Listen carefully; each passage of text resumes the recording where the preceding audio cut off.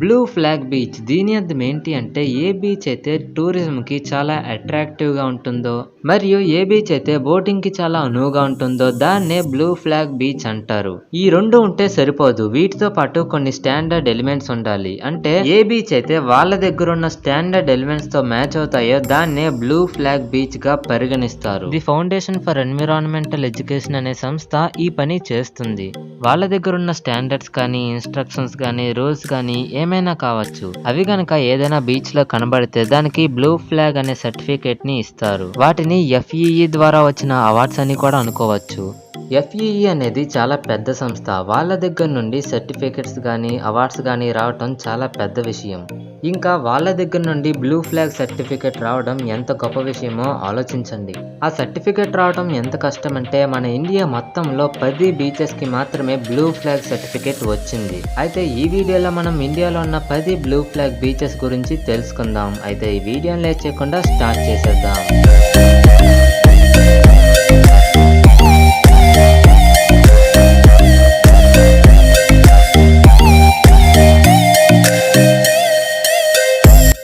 Number 1 Aiden beach. ఇది చిన్నవీరంపట్నం దగ్గరలో పుడిచెర్రి అనే ప్రదేశం దగ్గరలో ఉంటుంది. ఈ బీచ్ ఇసుకలో కూర్చోడానికి చైర్స్ తో పాటు అంబ్రెల్లా హట్స్ కూడా ఉంటాయి. దాని ద్వారా అక్కడ కూర్చొని నేచర్ ని ఆస్వాదించవచ్చు. అంతేకాకుండా అక్కడ కోకోనట్ ట్రీస్ కూడా ఉంటాయి. దానివల్ల ఎల్లప్పుడూ అక్కడ గాలి వీస్తూనే ఉంటుంది. చిన్నపిల్లలు ఆడుకోవడానికి సపరేట్ ప్లే ఏరియాస్ కూడా ఉంటాయి. ఈ బీచ్ 2019 లో బ్లూ ఫ్లాగ్ సర్టిఫికేట్ ని అందుకుంది. ఈ బీచ్ కి విజిటర్స్ కూడా చాలా ఎక్కువ మంది వస్తూ ఉంటారు.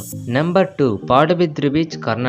ఈ బీచ్ ని క్రౌడ్ ఫ్రీ స్పాట్ గా చెప్పుకోవచ్చు. ఎందుకంటే ఇక్కడికి విజిటర్స్ చాలా తక్కువ మంది వస్తూ ఉంటారు. కానీ వీకెండ్స్ లో మాత్రం ఎక్కువ మంది వస్తూ ఉంటారు. ఇక్కడ ఎక్కువ మంది జనాలు లేకపోవడంతో ప్రైవసీ ఎక్కువగా ఉంటుంది. ఇక్కడ సాయంత్రం సన్సెట్ చాలా అందంగా ఉంటుంది. ఆ సన్సెట్ సమయంలో సాయంకాలం సూర్యుని కిరణాలు మేఘాల మీద పడి ఆకాశం చాలా అందంగా కనబడుతుంది. అంతేకాకుండా ఇక్కడ వాటర్ స్పోర్ట్స్ కూడా ఎంజాయ్ చేస్తూ ఆడుకోవచ్చు.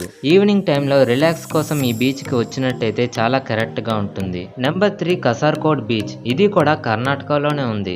ఈ బీచ్ మొత్తం ప్యూర్ వైట్ శాండ్ తో కవర్ అయ్యి ఉంటుంది. లీస్ట్ క్రౌడెడ్ బీచెస్ లో ఇది కూడా ఒకటి. ఈ బీచ్ కి చాలా తక్కువ మంది రావడంతో ఫారెస్ట్ అండ్ టూరిజం డిపార్ట్మెంట్ వాళ్ళు ఎకో టూరిజం కింద ఈ బీచ్ ని వాడుతున్నారు. అంటే వేరే దేశాల నుండి వచ్చిన ట్రావెలర్స్ గానీ టూరిస్టులు గానీ ఈ బీచ్ కి వాళ్ళ గైడ్స్ ద్వారా వస్తారు. అలా ఈ బీచ్ చాలా పాపులర్ అయ్యింది, అవుతుంది కూడా. Number 4 Kovalam beach. ఇది తమిళనాడులో ఉంది. ఈ బీచ్ అయితే సర్ఫింగ్ చేయడంలో చాలా ఫేమస్. ఈ బీచ్ చెన్నై నుండి అరౌండ్ 40 కిలోమీటర్స్ వరకు ఉంటుంది. ఈ బీచ్ లో సన్ బాత్ చేయొచ్చు, వాటర్ స్పోర్ట్స్ కూడా ఆడుకోవచ్చు. ఎవరైనా తమిళనాడు వెళ్తున్నట్టయితే కోవలం బీచ్ కి వెళ్ళటం మాత్రం మర్చిపోకండి. Number 5 Rushikonda beach, Andhra Pradesh. ఇది మా వైజాగ్ లో ఉంది. ఈ బీచ్ నేచర్ లవర్స్ కి చాలా ఇష్టం. చెప్పాలంటే వైజాగ్ లో ఉండే చాలా మంది నేచర్ లవర్స్ ఈ బీచ్ కే వస్తూ ఉంటారు. అండ్ ఈ బీచ్ చుట్టుపక్కల రెస్టారెంట్స్ అండ్ కాటేజెస్ కూడా ఉంటాయి. చాలా మంది టూరిస్టులు ఇక్కడికి వస్తూ ఉంటారు. ఇక్కడ టూరిస్ట్ లాడ్జెస్ కూడా ఉంటాయి. ముఖ్యంగా చెప్పాలంటే గ్రీనరీ. ఈ బీచ్ సరౌండింగ్ లో ఎటు చూసినా చెట్లు మొక్కలు మాత్రమే ఉంటాయి. ఎందుకంటే ఇది రుషికొండ అనబడే మౌంటైన్ కింద ఉన్న బీచ్. అందుకే దీనికి రుషికొండ బీచ్ అనే పేరు వచ్చింది. మీరు ఎప్పుడైనా మా వైజాగ్ కి వచ్చినట్టయితే ఈ అమేజింగ్ బీచ్ ని విజిట్ చేయడం మర్చిపోకండి. Number 6 golden beach. ఇది ఒడిస్సాలో ఉంది. ఈ బీచ్ గురించి చెప్పాలంటే ఇది బ్లూ ఫ్లాగ్ సర్టిఫికేట్ ని పొందడమే కాకుండా most famous tourist attractive place గా మారింది. అండ్ అంతేకాకుండా ఇక్కడ శాండ్ ఆర్ట్స్ కూడా జరుగుతూ ఉంటాయి. విన్ అయిన ఆర్టిస్టులకి అవార్డ్స్ కూడా ఇస్తూ ఉంటారు. ఈ బీచ్ లో సన్ రైజ్ చాలా అందంగా ఉంటుంది. చెప్పాలంటే ఎర్లీ మార్నింగ్ వచ్చే గోల్డెన్ రేస్ మేఘాల మీద పడి ఆకాశం ఇంకా చాలా బాగా అందంగా ఉంటుంది. Number 7 Radhanagar beach. ఇది అండమాన్ అండ్ నికోబార్ ఐలాండ్స్ దగ్గరలో ఉంటుంది. ఈ బీచ్ మొత్తం కోకోనట్ ట్రీస్ తో నిండిపోయి ట్రాపికల్ జంగిల్ లా ఉంటుంది. కానీ ఇక్కడ హార్మ్ఫుల్ జరగలా ఎలాంటి యానిమల్స్ ఉండవు. ఇదొక అమేజింగ్ హనీమూన్ డెస్టినేషన్.